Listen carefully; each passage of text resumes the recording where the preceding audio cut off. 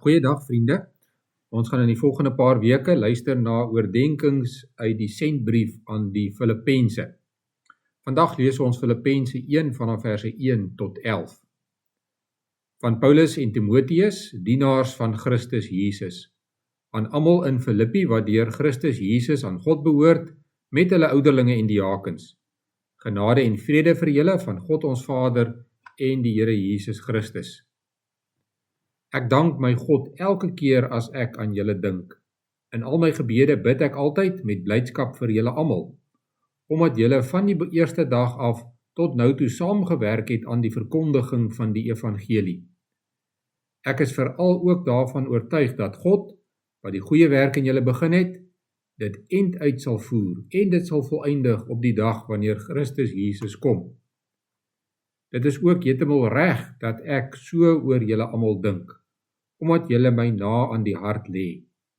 Julle deel immers almal saam met my in die genade wat God my gee, sowel in my gevangenskap as in my verdediging van die evangelie en die bevestiging van die waarheid daarvan. God is my getuie. Hy weet hoe ek na julle almal verlang met die liefde van Christus Jesus in my hart. Ook bid ek dat julle liefde al hoe meer sal toeneem in begrip en fyn aanvoeling, sodat julle die dinge sal kan onderskei waarop dit werklik aankom. Dan sal julle op die dag wanneer Christus kom, onberispelik en sonder blaam wees. En deur Jesus Christus sal julle geheel en al in die regte verhouding met God wees, tot sy lof en eer. Dit was Filippense 1 verse 1 tot 11 uit die woord van die Here. Ons lees vandag in die brief wat Paulus aan die Filippense geskryf het, dat die evangelie baie belangrik is. Evangelie beteken goeie nuus. En Paulus gebruik hierdie woord 6 keer in Filippense hoofstuk 1. Vandag fokus ons op vers 6. Ek is veral ook daarvan oortuig dat God, wat die goeie werk in julle begin het, dit end uit sal voer en dit sal volëindig op die dag wanneer Christus Jesus kom. Ons hoor dat die evangelie baie belangrik is en dat dit ons lewe moet verander, omdat God sy goeie werk in gelowiges begin, God aanhou met sy goeie werk in gelowiges en God sy goeie werk in gelowiges voltooi. Eerstens, God begin sy goeie werk in gelowiges. Paulus skryf aan die gelowiges in die stad Filippi en hy sê dat God die goeie werk in hulle begin het. Met ander woorde, dit is nie Paulus of hulle self wat besluit het dat hulle gelowiges moet wees nie. Dit is God wat besluit het dat hulle gelowiges moet wees. Daar is 'n kerk in Filippi omdat God hulle gelowig gemaak het. In Handelinge hoofstuk 16 lees ons hoe God vir Paulus na Macedonië toe gestuur het. Macedonië was die provinsie waarin die stad Filippi was. Dit was dus nie Paulus en sy medewerkers wat die inisiatief geneem het om daarheen te gaan nie. God het hulle daarheen gestuur en op die manier het hy die goeie werk in die gelowiges begin. Dit is wat vandag nog met gelowiges gebeur. Dit is nie ons wat van onsself gelowiges maak nie. Dit is ook nie ons of ons voorouers wat hierdie kerk gestig het nie. Dit is God wat ons na hom toe trek. Daarom moet jy luister wanneer God jou roep. Omdat God die goeie werk in gelowiges begin, is hy die middelpunt van ons lewe. Sy verlossing is nie net 'n laai in ons lesenaar of 'n boek op ons boekrak nie. Dit is die middelpunt van ons lewe. Filippense 1 vers 6 gaan verder en sê dat God, wat die goeie werk in julle begin het, dit end uit sal voer. Dit is ons tweede punt. God sal aanhou met sy goeie werk in gelowiges. Hierdie proses noem ons ook heiligmaking. Dit is wanneer die Heilige Gees vir ons verander om al hoe meer te leef soos ons moet. Heiligmaking is 'n proses en daarvoor het ons volharding nodig. Volharding is om end uit die geloofstryd te stry. Dit is om tot die einde van ons lewe aan God vas te hou en hom te dien. Volharding is net moontlik omdat God wat die goeie werk in ons begin het, dit end uit sal voer. Daarom gee hy vir ons sy Heilige Gees om die pad end uit saam met ons te stap. Maar wat van mense wat hulle self op 'n stadium gelowiges genoem het en ook so geleef het, maar nou afvallig geword het. In die gelykenis van die saaiër in Matteus 13 leer ons dat mense verskillend reageer op die evangelie. Met ander woorde, wanneer die saad van die evangelie by mense in goeie grond val, volhard hulle daarin. Hulle hou aan om te groei en vrug te dra. Die evangelie word die middelpunt in hulle lewe. Hulle ken God en dien hom in alles wat hulle doen. Wanneer iemand afvallig word, kan dit wees omdat die saad van die evangelie nooit by hom of haar in goeie grond geval het nie.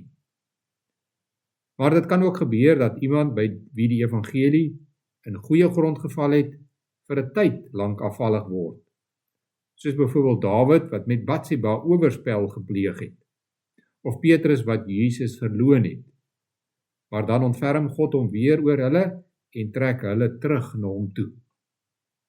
Dit is nie ons taak om te bepaal of die evangelie by iemand in goeie grond geval het of nie.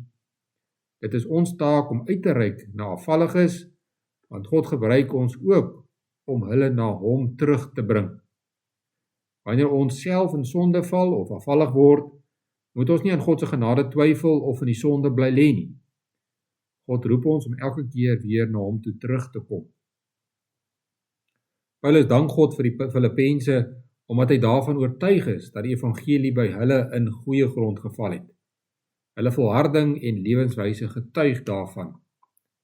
In verse 4 en 5 sê Paulus dat hy in sy gebede met blydskap vir hulle almal bid, omdat hulle van die eerste dag af tot nou toe saamgewerk het aan die verkondiging van die evangelie.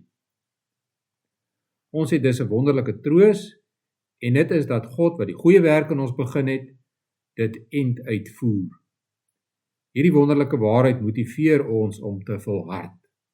Ons bly aan God vashou en ons stry die geloofstryd tot die einde toe.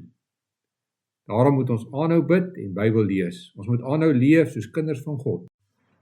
Ons moet aanhou kerk toe gaan en saam met medegelowiges werk aan die verkondiging van die evangelie. Dit bring ons by ons laaste punt. God voltooi sy goeie werk in gelowiges. Vers 6 sê dat God sy werk in ons sal voleindig op die dag wanneer Christus Jesus kom. Met Jesus se wederkoms sal God sy genadewerk in gelowiges se lewens voltooi. Dit is ons heerlikmaking. Met ons heerlikmaking ontvang ons 'n nuwe verheerlikte liggaam. Dan ervaar ons as volledige mense, met ander woorde met liggaam en siel, die ewige geluk van die nuwe hemel en nuwe aarde. Dan word ons heeltemal bevry van die sonde en die gevolge van die sonde. Die troos wat ons dus het, is dat die lyding en onreg in hierdie wêreld tot 'n einde gaan kom. Dit het moontlik geword deur Jesus se lyding aan die kruis. Terwyl ons op pad is na die nuwe hemel en aarde, sug ons. Ons sien daarna uit dat God sal bekend maak dat hy ons as sy kinders aangeneem het. Hy sal ons van die verganklikheid bevry. Daarom is gebed baie belangrik in die lewe van 'n gelowige. Daarom hoor ons ook dat hoe Paulus vir die gelowiges in Filippi bid. Die evangelie moet ons verander, want ons geloof kom van God af. Hy gee dit vir ons en hy hou aan om in ons te werk, sodat ons al hoe meer kan word soos hy ons wil hê, tot op die dag van sy wederkoms, wanneer hy ons finaal sal verheerlik. Intussen tyd moet ons die geloofstryd aanhou stry, ons moet vir mekaar bid en saamwerk aan die uitdra van die evangelie. Kom ons bid saam. Onse Vader wat in die hemel is, laat u naam geheilig word, laat u koninkryk kom, laat u wil geskied, net soos in die hemel, net so ook op die aarde. Gee ons vandag ons daaglikse brood en vergewe ons oortredinge, soos ons ook die vergewe wat teen ons oortree. En laat ons nie in versoeking kom nie, maar verlos ons van die bose, want aan u behoort die koninkryk en die krag en die heerlikheid tot in ewigheid. Amen.